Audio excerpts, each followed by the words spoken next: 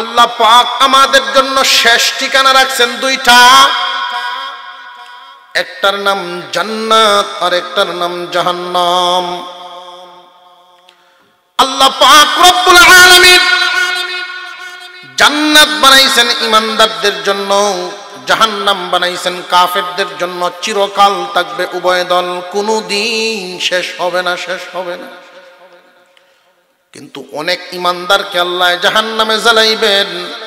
কুরআন এবং হাদিসে বর্ণিত আছে অনেক ঈমানদার জাহান্নামে জ্বলবে। আল্লাহ পাক তো জাহান্নামটা ঈমানদারের জন্য বানান নাই। তবে ঈমানদার জাহান্নামে যাবে কারণ কি?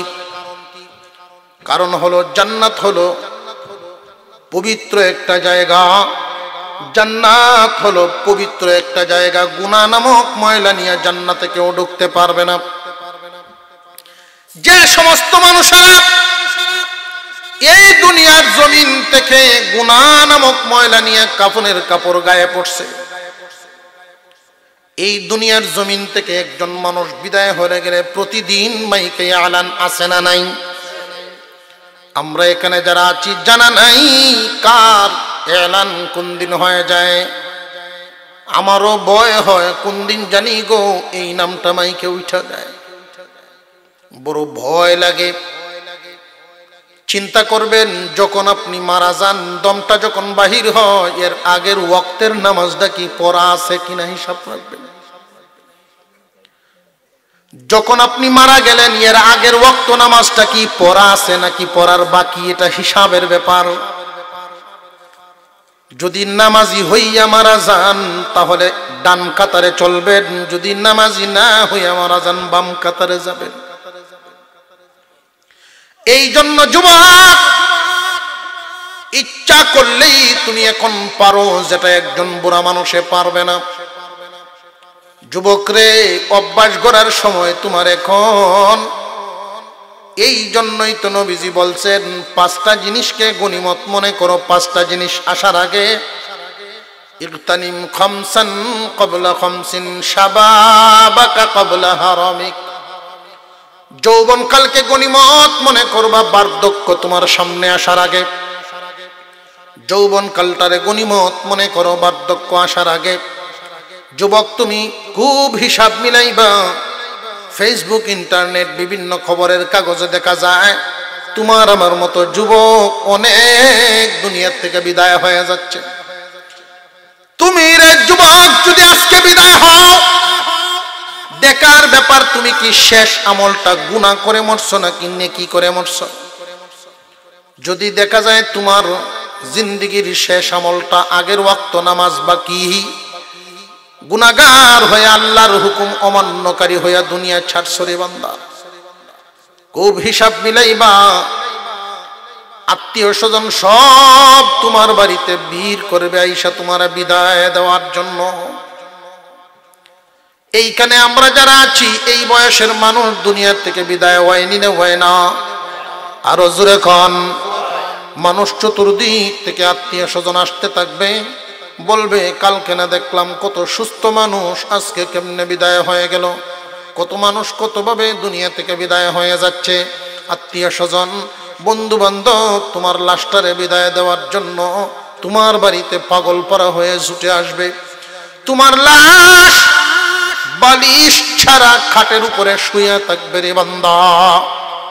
পুরাতন একটা চাদর দিয়া বডিটারে ডাইকা রাখবে। বিছানার কোনো নতুন চাদর, আলমারির থেকে কোনো কাপড় নামাবে না। একদল মানুষ পানি গরম করবে, আর একদল মানুষ বাঁশ কাঠ কাটতে থাকবে, আর একদলে তোমার ঘর কবরটা বানাইতে থাকবে। এই দুনিয়ার জমিন থেকে বিদায় হওয়াই লাগবে।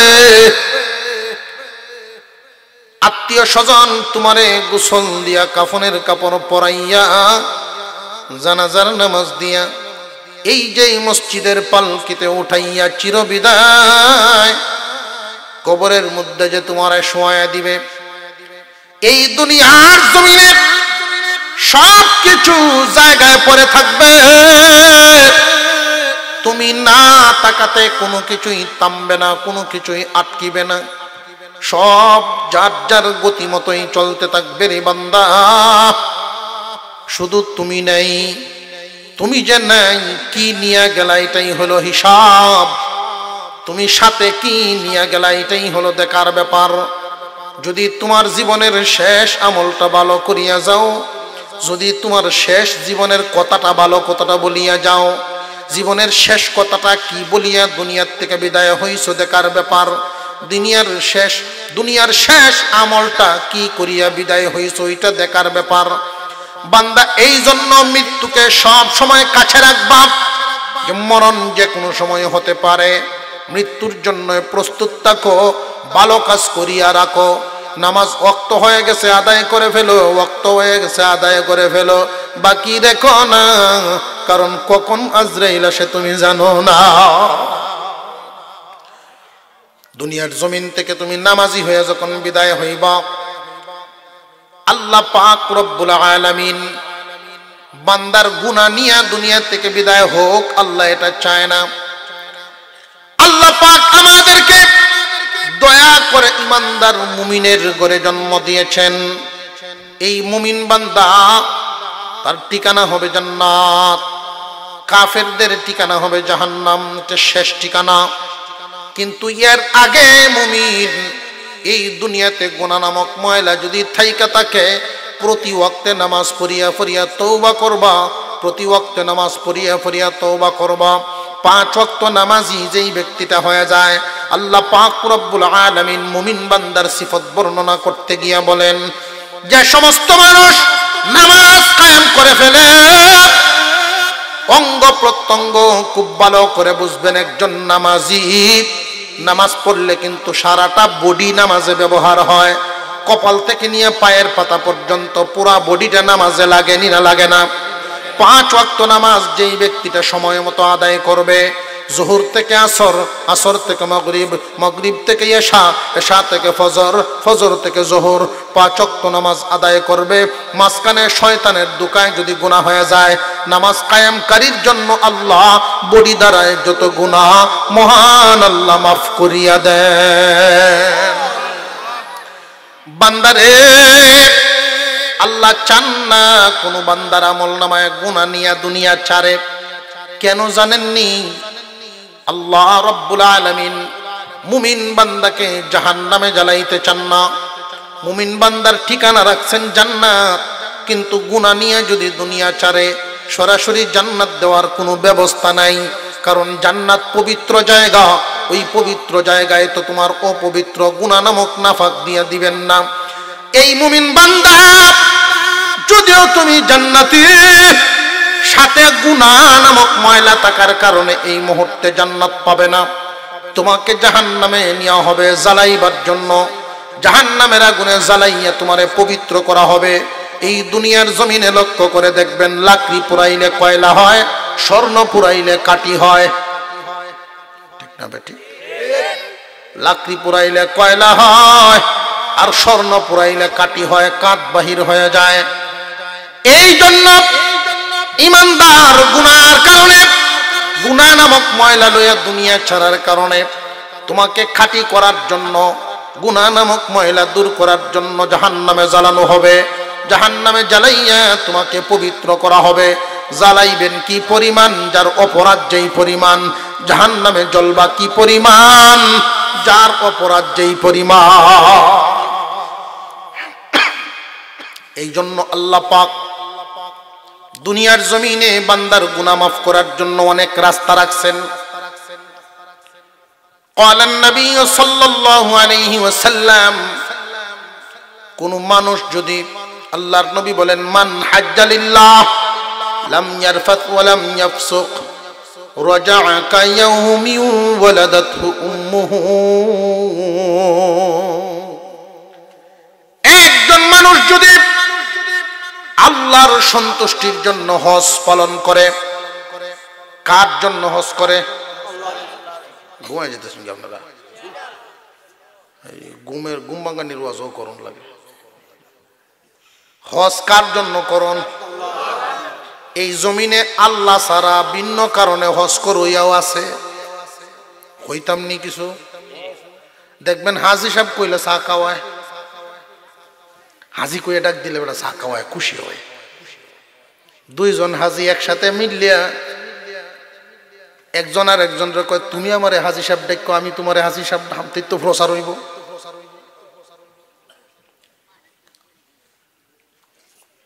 হাজি সাহেব যদি কেউ রে না ডাকে তাহলে বেটা জিগায় কেউ তুমি কি জানো না আমি যে গতবার হজ করছি। অর্থাৎ হাজি সাহেব আর বড় শখ হাজি সাহেব ডাকটা শুনতো। তাহলে হজটা শুধু আল্লাহর জন্য করে নাই, ভিতরে গন্ডগোল আছে। আর একটু জোরে কর। যদি কোনো মানুষ একমাত্র আল্লাহর জন্য হজ করে, ওইখানে গিয়ে কোনো ঝামেলা না করে, ঝামেলা বলতে কি হজ পালন করা অবস্থায়, ইহরাম পরা অবস্থায় নিষিদ্ধ কিছু কাজ আছে, এইগুলো যদি না করে।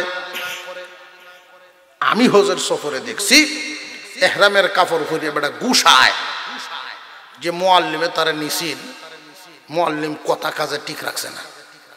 অনেক সময় বেজাল হয়ে এই খবর আপনারা জানেন কিনা জানি না, মুআল্লিমে বেজাল করে মাঝে মাঝে। বেটা কইতেছে আমি সাদা কাপড়টা পিনদেলছি দেখে নইলে বুঝদার লাই, আমি সাদা কাপড় পিনদেলছি নইলে বুঝাইলাম না তোরে। আর যা তুই দেশ পরে বুঝবে, টের পাইবে তুই গেল। ইহরামের কদর রইল না গেল? আল্লাহু আকবার। আল্লাহর জন্য হজ করবে, ওইখানে গিয়ে নিষিদ্ধ কোনো কাজ কাম করবে না, ওই লোকটা নবজাতক শিশুর মতো নিষ্পাপ হইয়া যা। কে বলছেন এই কথা? নবীজি। আপনারা প্রশ্ন করতে পারেন হুজুর গুনাহ মাফের রাস্তা তো তাহলে ধনীদের জন্য খোলা, যারা ধনী মানুষ ওরা হজ করিয়া গুনাহ মাফ করাইয়া লাইব। না, আল্লাহ যদি না চান যে কেউ হজ করতে পারে না, কত ধনী হজে যাইতে পারে না, তাও আছে না নাই? আল্লাহ যদি চান ধনীর আগেও গরিবরে হজ করান। আমরা সাথে ছিলেন একজন মানুষ রিক্সাওয়ালা হাজি, রিক্সা চালায় বেটা হজে গেছে গা, মিনায় তার সাথে দেখা। বেটা আমার কো ভাই সব সিরা খাইবাইন, যেই কিছু সিরা খাইবাইন বুঝলে যে ময়মনসিংহের লোক। আমি ডাকি চাই এদিকে, বাড়ি কই? হালুয়াঘাট। সুরত সারত তো বোঝা যায় না, তুমি আইসো কেমনে? এটা এমনি চোখের পানি ছেড়ে দিছে। আমার ছেলে মেট্রিক পাশ করে, গরিবের ফুট কষ্ট করে পড়াইছি মেট্রিক পর্যন্ত, মেট্রিক পাশ করে গার্মেন্টসে ভর্তি হয়েছে। তো এই গার্মেন্টসে সে ডিউটি করে এমন ভালো, সবাই তার প্রতি খুশি। 5 ওয়াক্ত নামাজও পড়ে আমার ছেলে। তো লটারি হয়, এদের গার্মেন্টসের মালিক নামাজি মানুষ, হাজি মানুষ। তো প্রতি বছর 15,000 শ্রমিক কাজ করে এখানে। এদের মধ্য থেকে লটারি দেয় 10 জনকে হজ করায় মালিকের খরচে প্রতি বছর। এই 10 জনের মধ্যে আমার ছেলের নাম এই বছর উঠছে। আমার ছেলে মালিকরে আবদার করছে, মালিক আমি যাব না, আমার আব্বারে নিয়ে যাও। মালিক শুনে খুব খুশি হয়েছে। ছেলে বলতেছে, ও মালিক আমি কি জীবনে কামাই আমার বাপের হজ করাইতাম পারি কিনা জানি না, এই সুযোগ যেহেতু হয়ে গেছে এই সুযোগটা আমারে দেন, আমার আব্বারে পাঠাইতাম। মালিক খুব খুশি হয়েছে, হইয়া আমারে কবুল করে নিছে। নইলে আমি তো এই হাতটি এখনো শক্ত, রিক্সার হ্যাটেল ধরতে ধরতে আল্লাহর ঘর তওয়াফ করবো আমি কেমনে? আল্লাহ এইভাবে কবুল করে রাখছে। বহুত বড় লোক হজ নসিব হয় না, আছে না নাই? কোন মানুষ যদি আল্লাহর জন্য হজ করে আল্লাহ খুশি হয়ে যান, তার জিন্দেগীর সমস্ত গুনাহ আল্লাহ মাফ করে দেন। আর একটু জোরে কম। 1 নাম্বার পদ্ধতি, আল্লাহ চান বান্দা তোমার জিন্দেগীর গুনাহ মাফ করায়া কবরে আও। ইমানদার গুনাহ নিয়ে কবরে যাক, আল্লাহ চান না। 2 নাম্বার পদ্ধতি রাখছেন, যেই পদ্ধতি সকলেই গ্রহণ করতে পারে, ধনী হোক গরিব হোক, প্রতি বছর ঘুরে রমজান মাস সামনে হাজির হয়। কোন মানুষ যদি রমজানের পবিত্রতা রক্ষা করে রমজান মাস পার করে। ঈদের দিন সকালবেলায় ঈদগাহে যখন মানুষ যান, আল্লাহ পাক রব্বুল আলামিন তখন ডাক দিয়া বলেন, ফেরেশতারা রে, যেই দিন মজুর মালিকের কাজ ঠিক মতো আদায় করে মালিকের উচিত কি?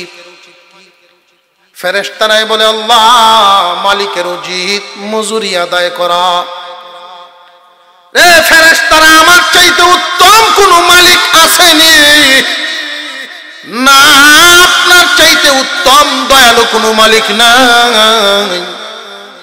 তাহলে তোরা সাক্ষী থাক, যারা রমজানের পবিত্রতা রক্ষা করেছে, আমি আল্লাহ এদেরকে নিষ্পাপ নবজাতক শিশুর মতো বানায়া দিলাম। রমজানের পবিত্রতা রক্ষা করার দ্বারা গুনাহ মাফ হইল না হইল না? রমজানের পবিত্রতা কেমনে রক্ষা হয় এটা তো আর বোঝানো লাগতো না। রোজা রাখে না না রাখে, নামাজ পড়িয়া না না পড়িয়া, সব কিছু রক্ষা করিয়াই তো। রোজাও রাখে, টেলিভিশনও দেখে, নাফাক জিনিস দেখে, না জায়েজ জিনিস দেখে, তাহলে কি রোজার হক আদায় হইল? রমজান মাসের পবিত্রতা রক্ষা করা যুবক, রমজান সামনে আসতেছে, ভিডিও মোবাইলের ইউটিউব গুগল যা আছে সব তালা মেরে তুই দিবা, যে আমি পবিত্রতা রক্ষা করতাম, একটা মাস জিন্দিগির গুনাহ আমি মাফ করাই লাইতাম। যদি রে হিম্মত করে খাটাইতে পারো, দেখবা তুমি নিজেরে পবিত্র বানায় ফেলবা।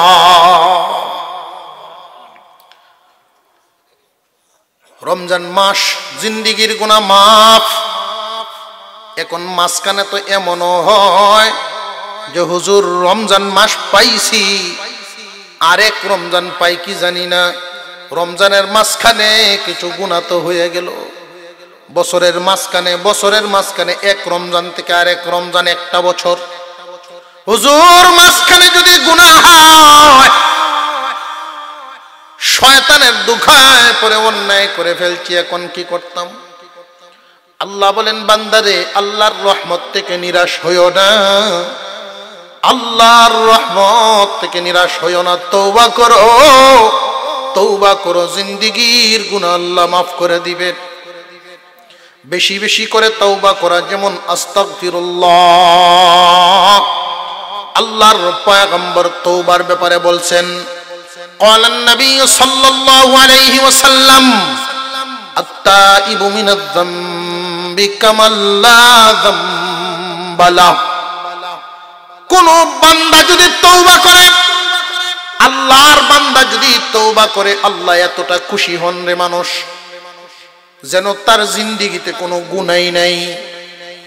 এমন ভাবে আল্লাহ তারে মাফ করেন যেন সে কোনো গুনাহ করেই নাই, এমন ভাবে মাফ করে দেন।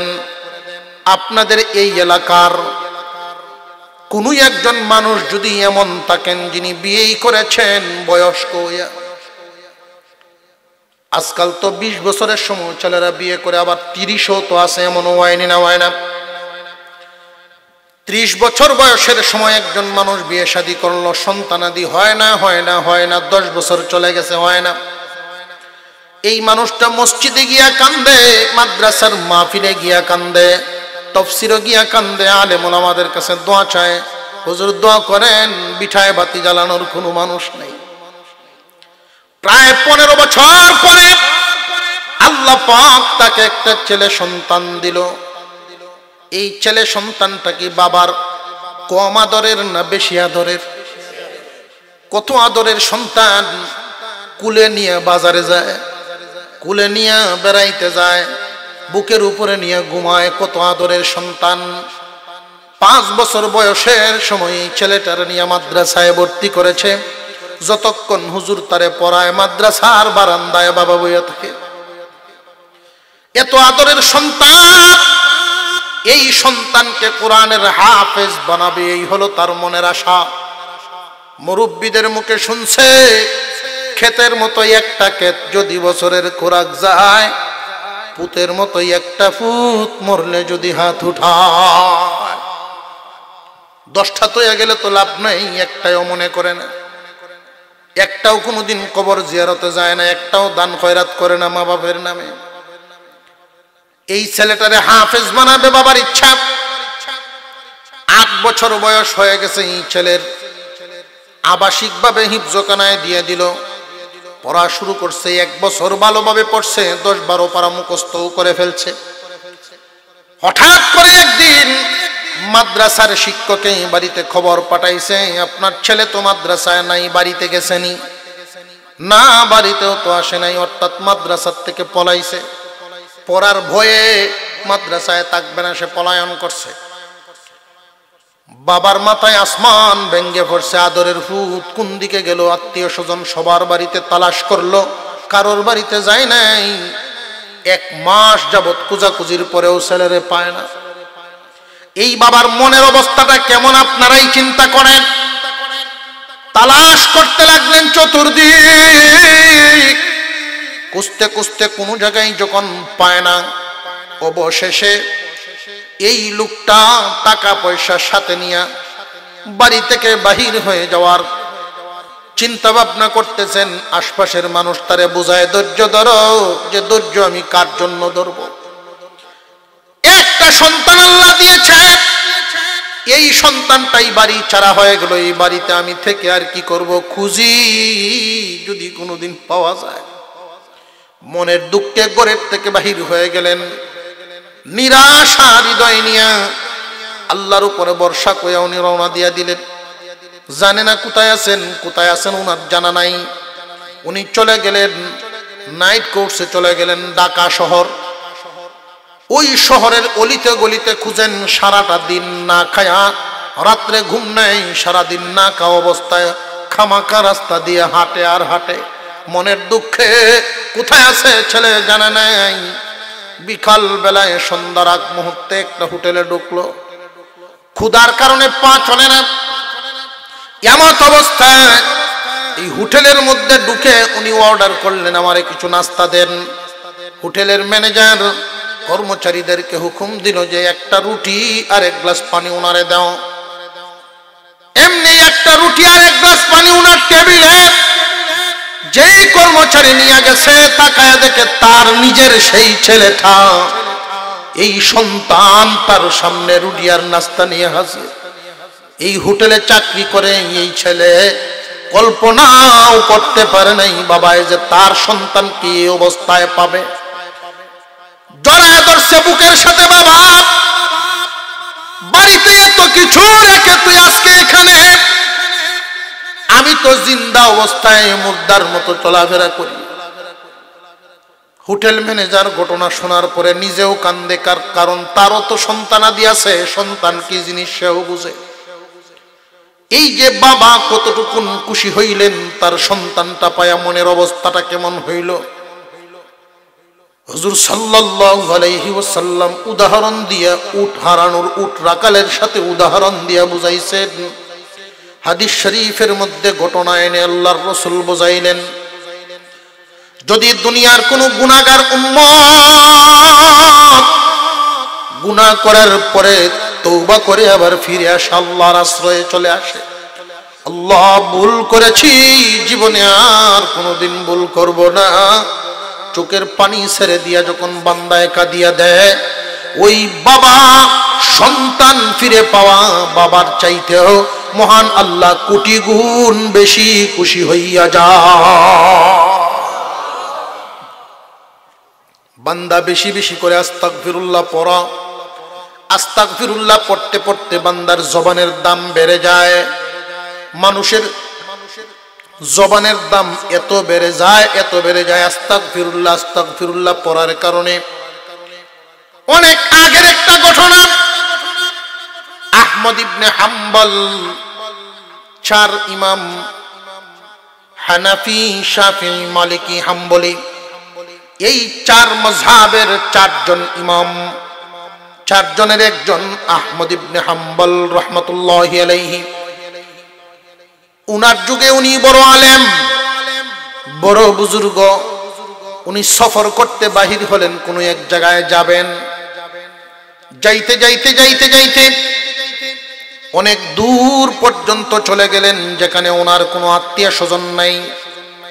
নাম বললে হয়তো অনেকেই চিনবে, কিন্তু আহমদ ইবনে হাম্বল ওনার অভ্যাস ছিল নিজেকে চুপায়া রাখা, প্রকাশ না করা। কাউকে গিয়ে ইচ্ছা করে পরিচয় দিতেন না যে আমি আহমদ ইবনে হাম্বল, কারণ মানুষ পেরেশান হয়ে যাবে ওনাকে সেবা যত্ন করার জন্য। আহমদ ইবনে হাম্বল সফর করতে করতে অনেক দূর চলে গেলেন, এমন জায়গায় গেলেন যেখানে তাকে কেউ চিনে না। রাত হয়ে গেছে, শার নামাজ পড়লেন একটা মসজিদে। মসজিদের মুয়াজ্জিন বলতেছেন, ভাই সব বাহির হয়ে যান, তালা লাগায় ফেলবো। আহমদ ইবনে হাম্বল ভাবছিলেন মসজিদে কাটায় দিবেন রাতটা, কিন্তু না, মুয়াজ্জিন তো থাকতে দিচ্ছে না, মসজিদের বাহিরে বের করে দিলেন সবাইকে। আহমদ ইবনে হাম্বল রাহমাতুল্লাহি আলাইহি জিজ্ঞাসা করলেন, আপনাদের এখানে কি কোনো বাজার আছে? যেই বাজারে সারা রাত মানুষ পাওয়া যায় এমন কোনো জায়গা আছে নাকি? যে সোজা যাইতে থাকেন ওইখানে গিয়ে একটা বাজার পাবেন, যেই বাজারে সারা রাত মানুষ আসা যাওয়া করে। আহমদ ইবনে হাম্বল রাহমাতুল্লাহি আলাইহি তাসবিহ পড়তে পড়তে হাঁটতে হাঁটতে ওই বাজারে চলে গেলেন। প্রায় 11টা হয়ে গেল রাত।